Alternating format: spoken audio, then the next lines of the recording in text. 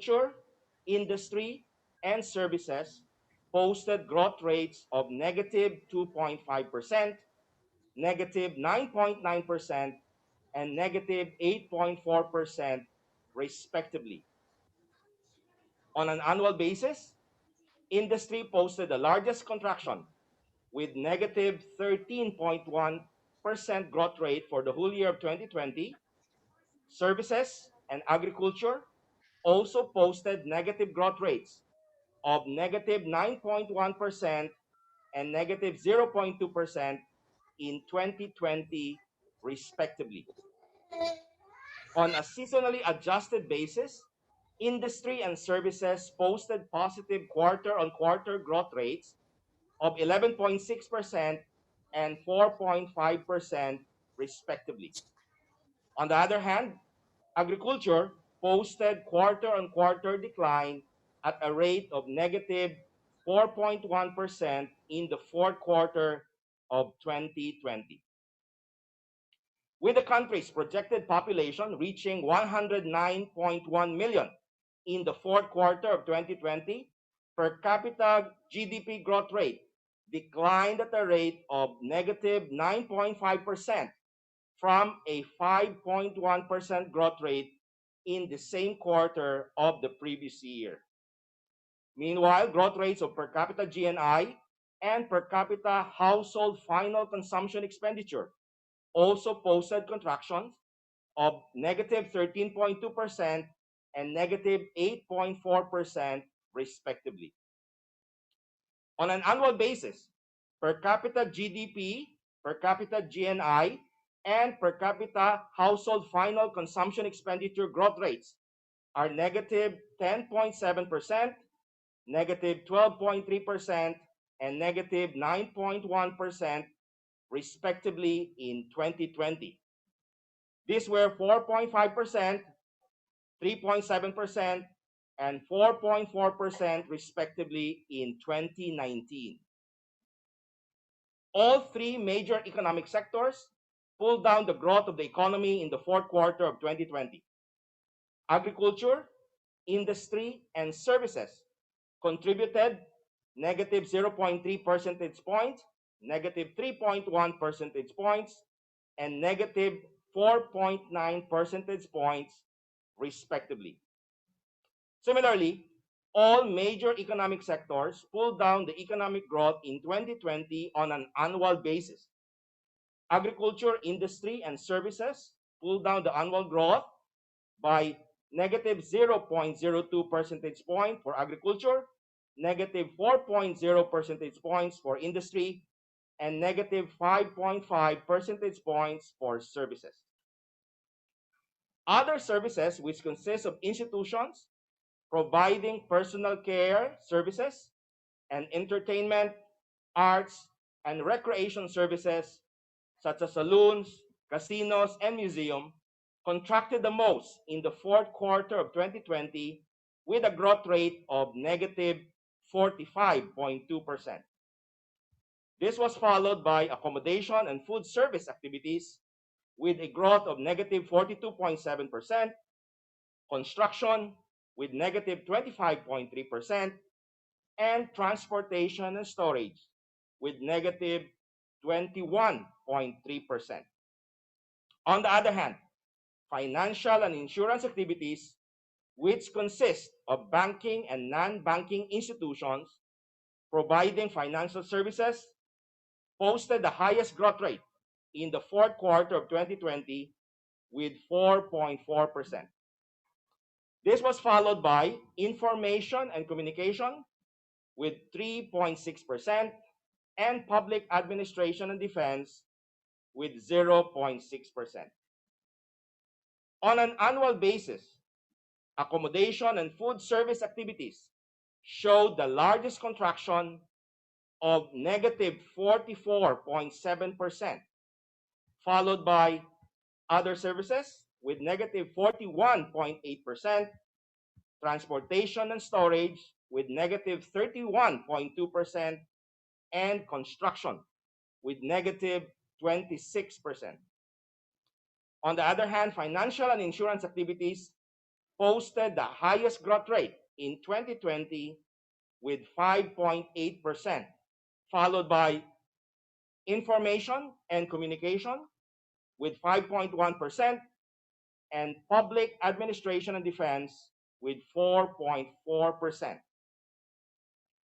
Major contributors to the decline in the GDP growth during the fourth quarter of 2020 were constructions with negative 2.1 percentage points, other services with negative 1.0 percentage point, and accommodation and food service activities with negative 0.9 percentage point.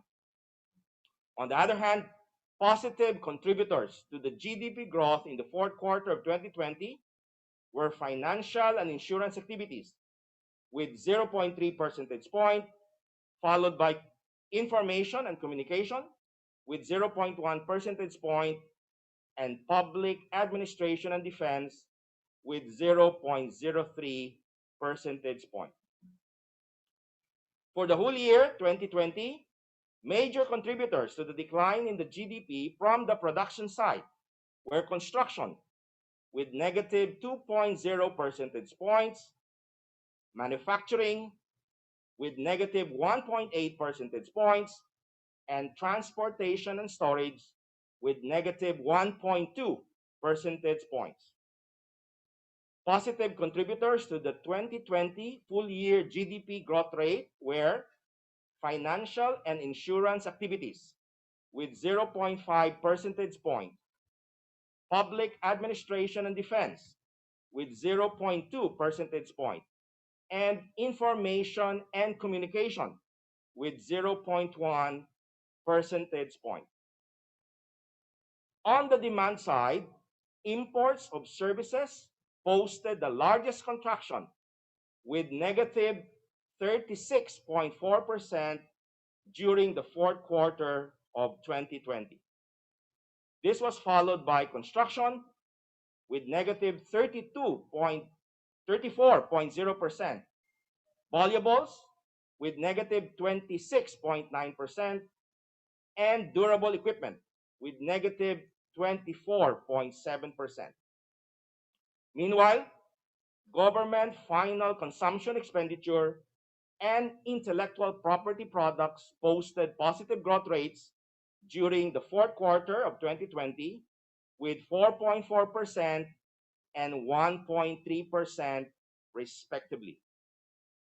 For the whole year of 2020, on the demand side, valuables posted the largest contraction with 43.1%, followed by durable equipment with negative 31.3%, construction with negative 29.7%, and exports of services with negative 25.5%. Meanwhile, government final consumption expenditure posted positive growth of 10.4% for the whole year of 2020. In the fourth quarter of 2020, major contributors to the decline from the expenditure side were construction with negative 5.9 percentage points, followed by household final consumption expenditure with negative 5.4 percentage points, and durable equipment with negative 1.7 percentage points. On the other hand, major positive contributors to the GDP growth for the fourth quarter of 2020 were net exports with 4.4 percentage points, government final consumption expenditure with 0.5 percentage point, and intellectual property products with 0.01 percentage point.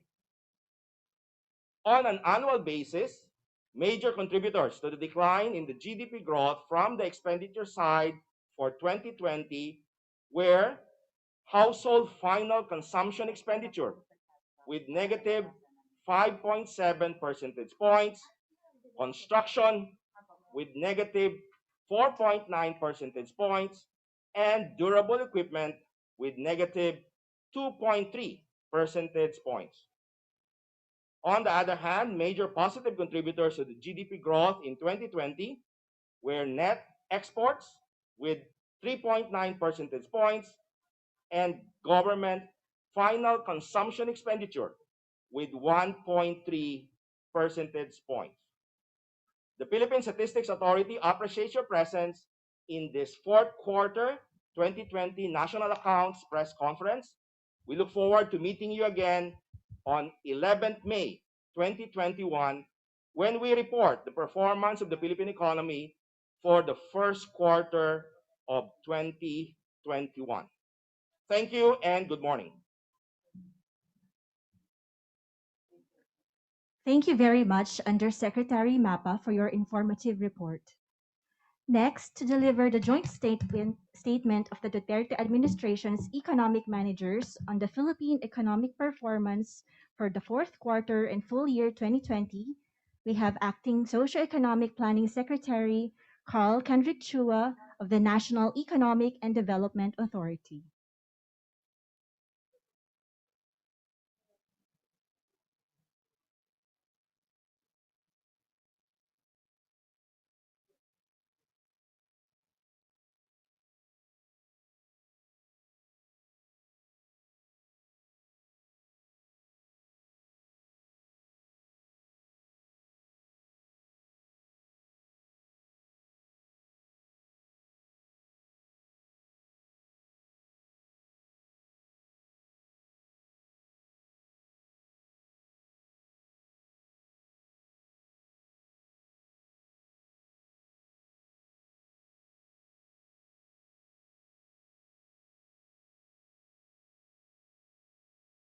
In 2019. We earned an unprecedented upgrade in our credit rating, which allowed us to access funds for our priority programs at concessional rates and favorable terms. These enabled us to sustainably fund the Build, Build, Build program and provide more and better social services to the people. As a result, both the unemployment and underemployment rates also fell to historic low levels. In other words, we had realized better economic and social outcomes for the Filipino people. However, COVID-19 disrupted our growth momentum and development trajectory. To address this unprecedented crisis, the government made the difficult decision of imposing community quarantines, as it put a premium on saving lives and protecting communities from the virus, while beefing up our healthcare capacity. This is not without any consequence. Like any policy decision that comes with trade-offs, this one came at a huge cost to the economy and the people. When we restricted the economy in the second quarter of 2020, GDP fell by 16.9% and the unemployment rate rose to 17.7%. However, improvements were seen with the gradual easing of restrictions. In the third quarter, we had a much slower GDP contraction of 11.4%. On a quarter-on-quarter basis, the economy even grew by 8%. Unemployment rate also dropped quickly to 8.7%. In the fourth quarter of 2020, our economy performed better with a smaller GDP contraction of minus 8.3%. This brings the full year GDP contraction to minus 9.5%, which is at the low end of the Dbcc estimate of minus 8.5 to minus 9.5% for 2020. On a quarter-on-quarter basis, the economy grew by 5.6%. This improvement was the result of the further reopening of businesses and wider accessibility of public transport since October 2020. However, it also shows the limits of economic recovery without any major relaxation of our quarantine policy. On the demand side, private consumption, which comprises some 70% of GDP, remained weak with a minus 7.2% growth. While the government relaxed the restriction in the supply side by allowing more public transport and establishments to operate, restrictions on the demand side, notably on the mobility of children and hence families, prevented private consumption from making a stronger comeback. The Philippines has a young population where the median age is 25 years old. 40% of our population is below 20 years old. Economic growth will be hard-pressed to make a stronger recovery if children and families are restricted from participating in the economy, as up to 50% of non-essential retail sales are driven by family spending. Consequently, our quarantine restrictions reduced household spending by 801 billion pesos in 2020, or an average of around 2.2 billion pesos per day. The fall in consumption translates into a total income loss for families of around 1.04 trillion pesos in 2020, or an average of around 2.8 billion pesos per day. On a per capita basis, annual family income declined by some 23,000 pesos per worker, but this average masks wide differences across sectors and jobs. Some workers were hit much harder, while others lost their jobs completely. Nevertheless, we see green shoots of recovery. Investment had a slower contraction of minus 29% from minus 41.6% in the previous quarter. Both private and public constructions saw improvements, but inter-province travel restrictions have prevented many workers from going back to work. Moreover, international travel restrictions and the resurgence of the virus in advanced economies also affected the pace of construction, as their experts had a difficult time coming to the Philippines. The government's infrastructure program was 10% higher relative to the program levels, according to the DBM. However, when compared to the high base in the fourth quarter of 2019, it was 32.5% lower, given the government's catch-up plan following the delayed congressional approval of the 2019 budget. Meanwhile, government consumption grew by 4.4% despite the high base in 2019. As of December 31, 2020, 109 billion pesos have been released under Bayanihan 2. On the external account, the slower contraction of exports at minus 10.5% compared to minus 14.4% in the previous quarter shows that external demand is picking up as neighboring economies improve. For instance, China's economy grew by 6.5%, while Vietnam's economy expanded by 4.5%. As a result, merchandise exports to China and Vietnam grew in the fourth quarter by 13 and 30.5% respectively. On the other hand, with consumer demand and investment constricted, imports contracted by minus 18.8%.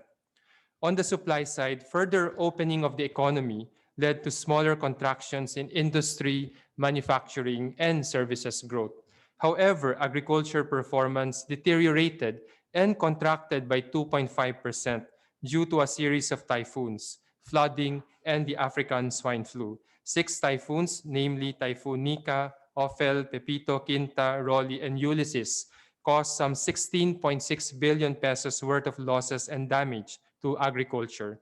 To prevent further spread of the disease, some 432,000 hogs were culled. The prospects for 2021 are encouraging. With the continuous calibrated reopening of businesses and mass transportation and the relaxation of age group restrictions, we will see more economic activity in the months ahead. This will lead to a strong recovery before the end of the year, when the government will have rolled out enough vaccines against COVID-19 for a majority of our people.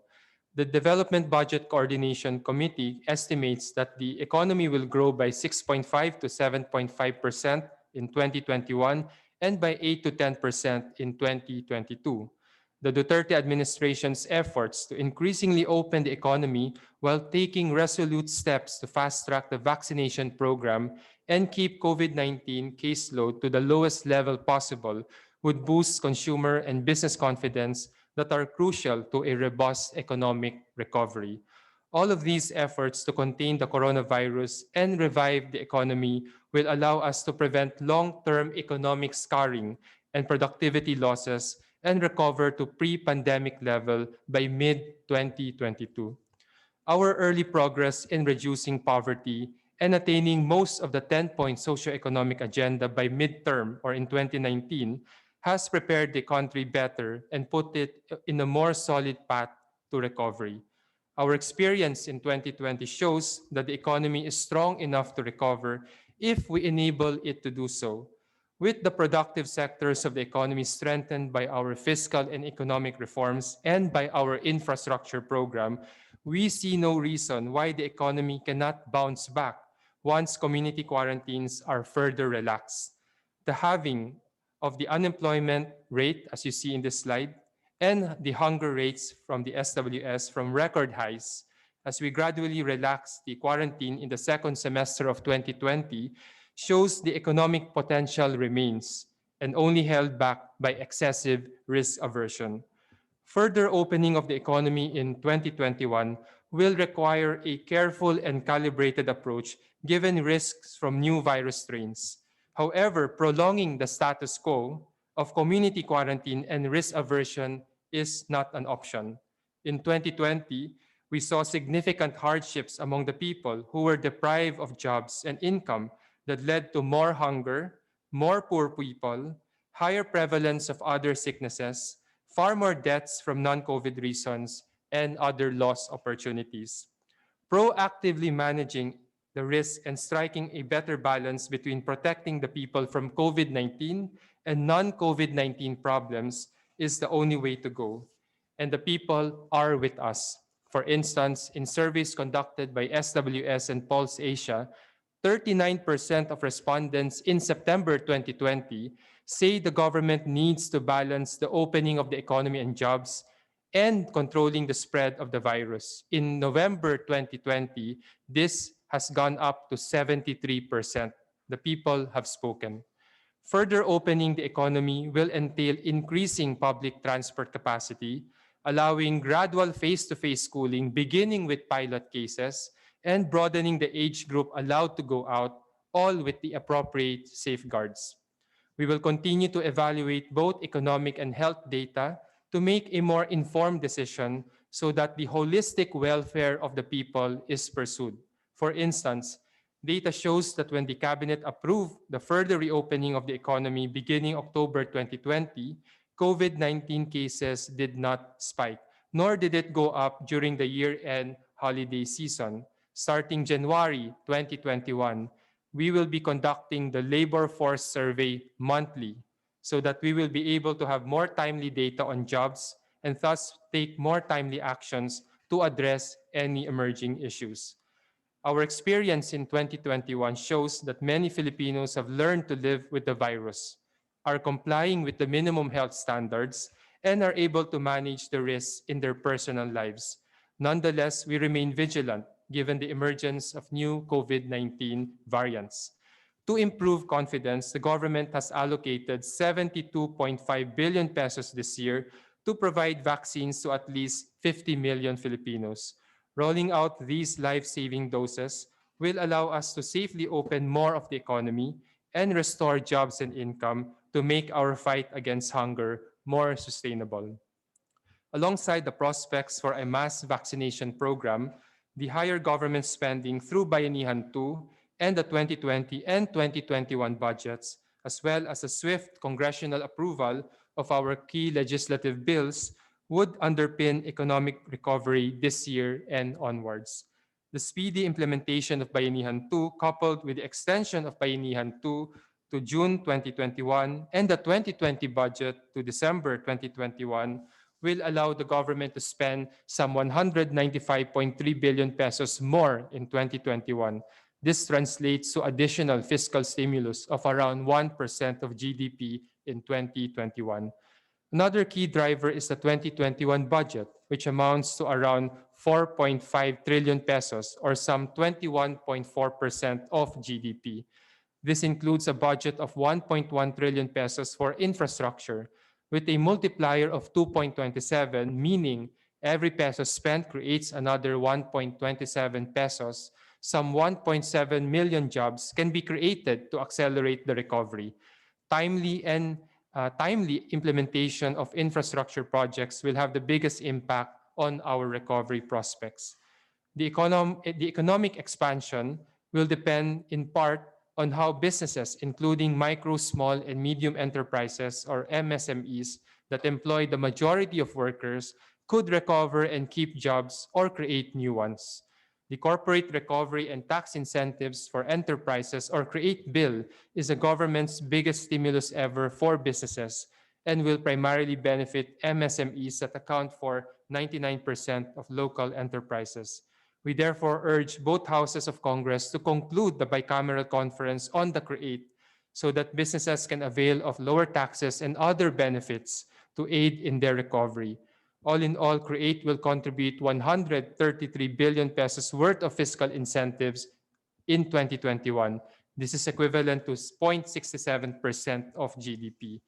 The Financial Institutions Strategic Transfer or FIS bill will help banks free up capital and funds to lend to more businesses facing liquidity issues.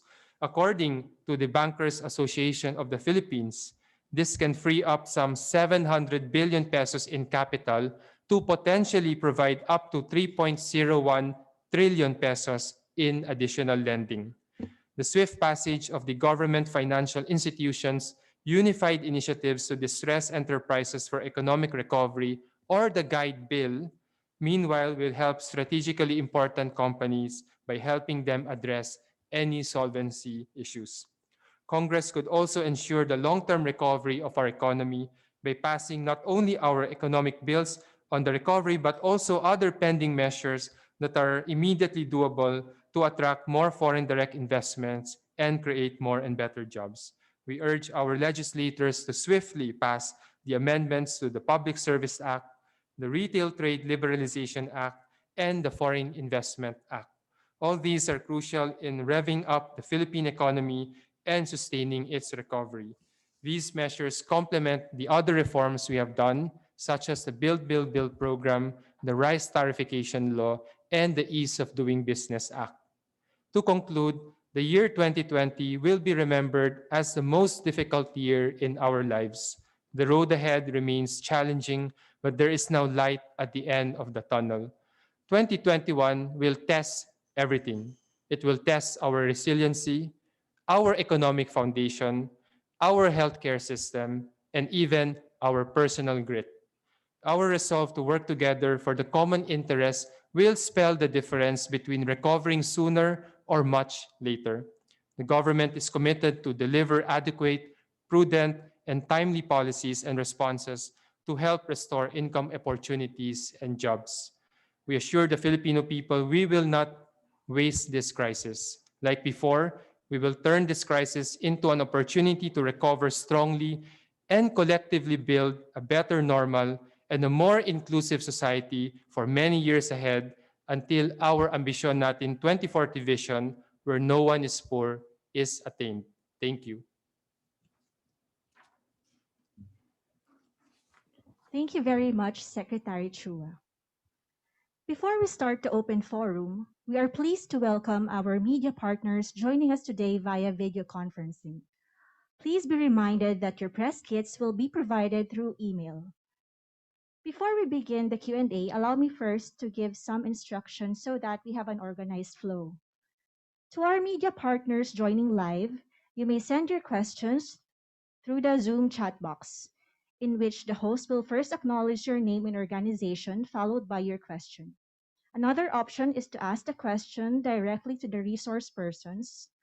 And to do so, please first use the raise hand feature, then wait for the host to acknowledge you before you state your question. Now let's begin the Q&A. We have a question from Ms. Rita Reyes of GMA News addressed to NEDA. The question is, have they decided on the Department of Agriculture's request to lower tariff on pork imports? What impact will this have on the swine industry if tariffs are lowered and the minimum access volume is increased? Thank you for the question. Our priority right now is to ensure that food supply is adequate so that households who have been affected by the COVID-19 and the quarantines will not be doubly affected by possible further spikes in inflation. So in general, we support the proposal of the Department of Agriculture. In fact, the Committee on Trade and Related Matters met and endorsed it, but it will have to go through the proper process under the CMTA law, and the Tariff Commission is going to immediately conduct the consultation and the due diligence. Thank you. Thank you, Secretary Chua. We have another question, this time from Ms. Eileen Mencinas of Abante. What can the Philippines learn from Vietnam's handling of the pandemic that allowed it to bounce back? The Philippines has a lot to learn from all countries and their experiences, whether in the health side, in the economic side, or in the fiscal side. Vietnam has the experience of dealing with SARS-1 in 2003. It also has the experience in addressing other economic and concerns. So these are the things we are learning. And in fact, our prudent actions in the early part of the quarantine has enabled us, per the estimates of our epidemiologists, to save some 100,000 lives from the virus and prevent infections that are more than 1 million or 2 million. So these are the things that we have learned, and we will continue to do so. But going forward, we will have to strike a better balance between the COVID and the non-COVID issues, so that we provide a more holistic approach to pursuing the welfare of every Filipino. Thank you. Thank you, Secretary Chua. Next question is from Mr. Warren de Guzman of ABS-CBN News. Question is, did the growth in government spending in the fourth quarter and full year 2020 meet the Dbcc's desired level? Well, in terms of program, we met the Dbcc's target. In fact, on infrastructure, we are 10% ahead of the Dbcc's target. However, when compared to 2019, in the second semester of 2019, if you recall, we implemented a massive catch-up plan for the budget because the congressional approval was delayed. So a lot of the spending were moved from the first semester of 2019 to the second semester of 2019. That is why the base is bigger, and that is why the growth is lower. But relative to our program and what the government has indicated what we can spend, we achieved that by more than 10% in the case of infrastructure.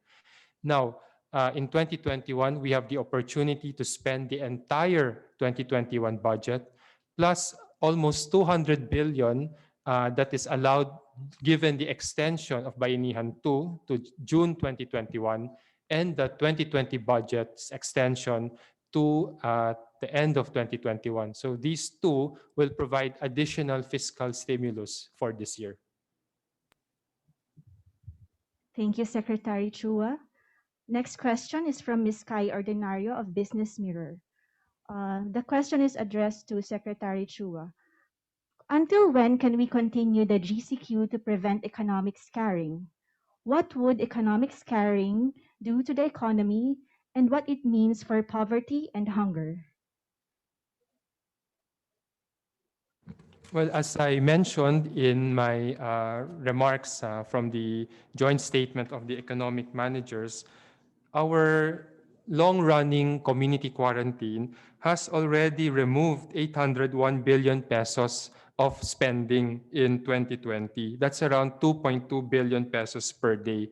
And if you include the effect on jobs and the multiplier, then the total income loss among families and individuals is already 1.4 trillion pesos in 2020, or an average of around 2.8 billion pesos per day.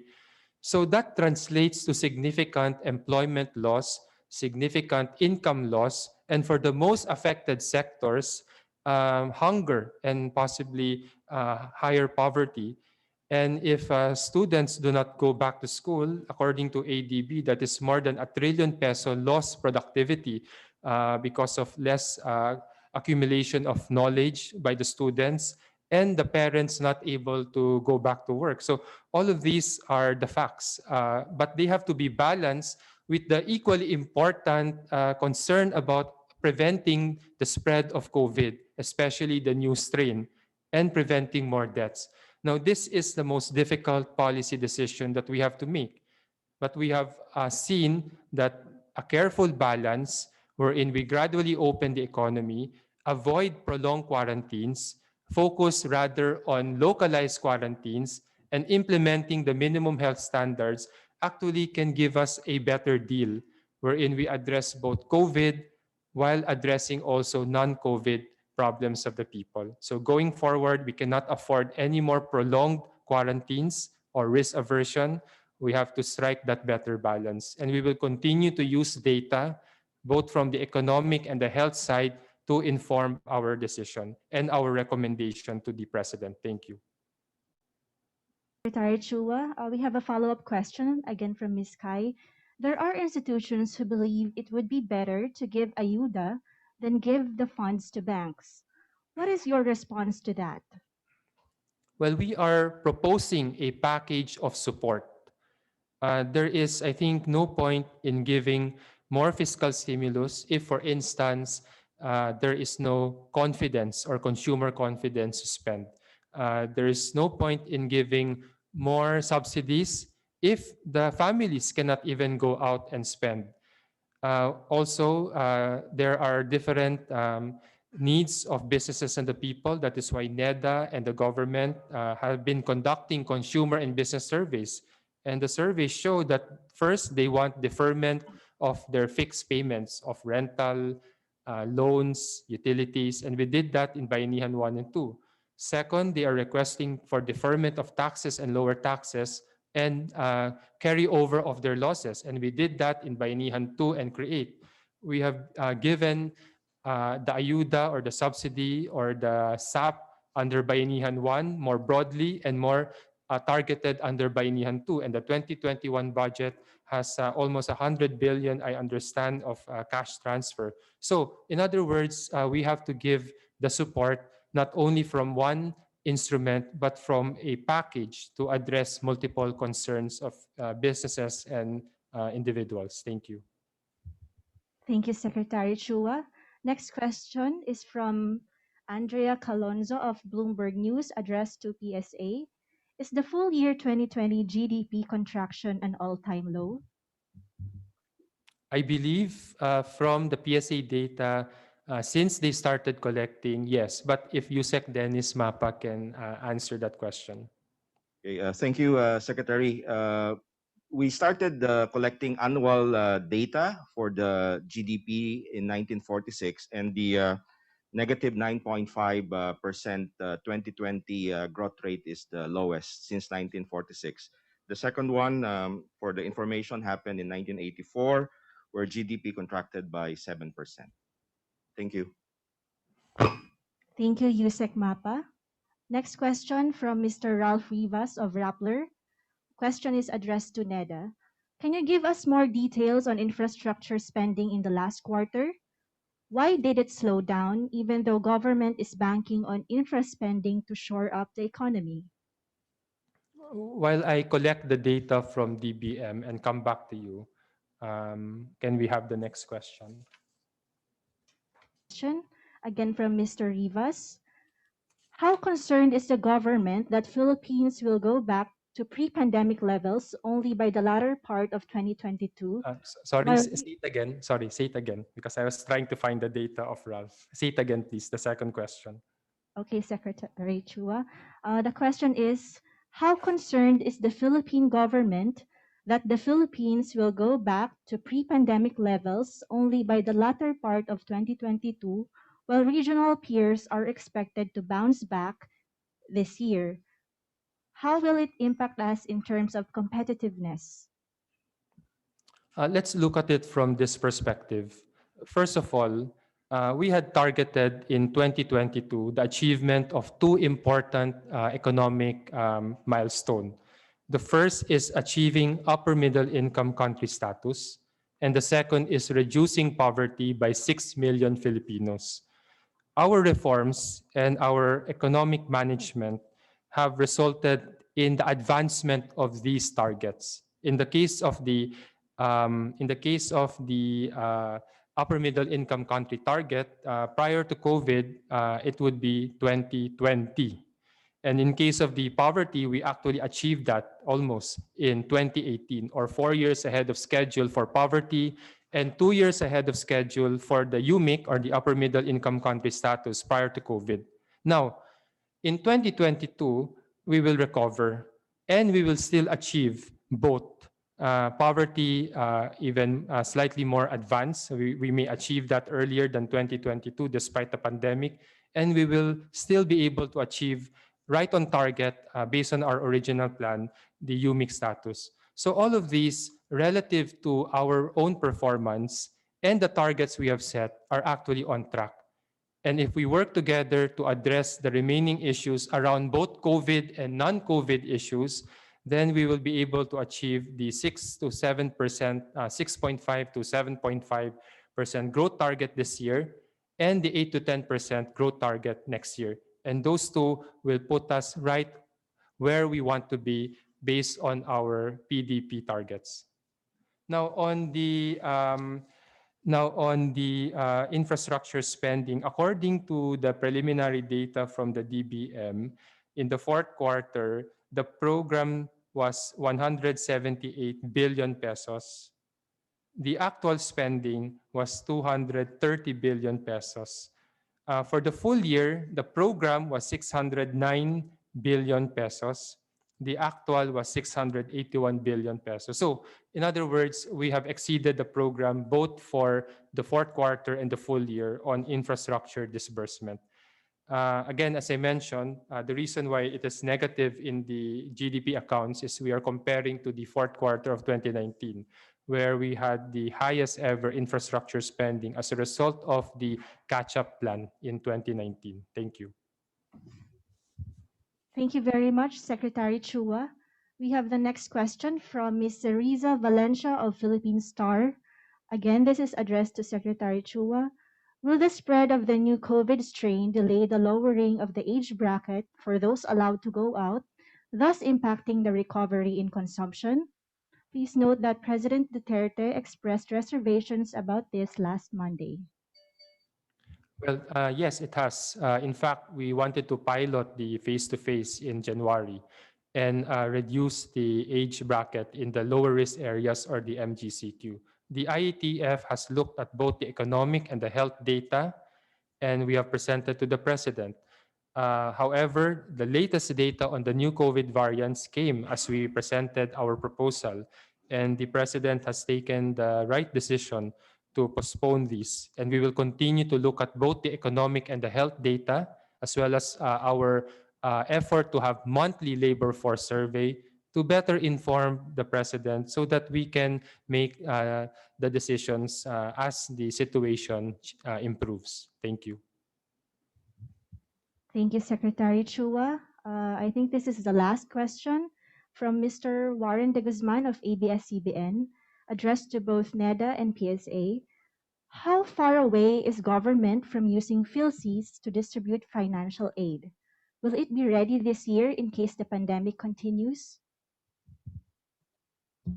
Go ahead, Yusek Dennis. Okay, thank you, Sec Carl. As you are all aware, we started with the registration to the national ID last year, and we were able to cover 10.5 million Filipinos. We targeted those that are from the low-income families.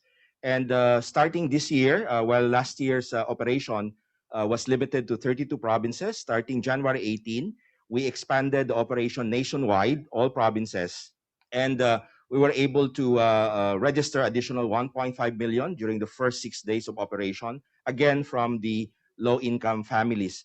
Also, I'm happy to inform you that the step 2 registration, the capturing of the biometric information, already started in 6 provinces, in Laguna, Cavite, Batangas, Bataan, Zambales, and Rizal. And in the coming weeks, this will be expanded further to the 32 provinces that started last year. So to answer the question, yes, we are ready. Our registration process is ongoing, and we are capturing more Filipinos into the national ID. We are targeting between 50 to 70 million Filipinos registered this year. And since we're doing a targeting method, these are actually the priority areas that are covered to capture or to include them in financial inclusion. Thank you very much. Thank you very much, Undersecretary Mapa. We would like to thank our honorable resource persons, Acting Secretary Carl Chua and Undersecretary Dennis Mapa, for joining us today. To our media partners, we thank you for your active participation. Join us again in the PSA's press briefing for the January 2021 inflation report happening this coming February 5 at 9 a.m. Once again, I am Angeli Icardo of the PSA, wishing you a good day ahead.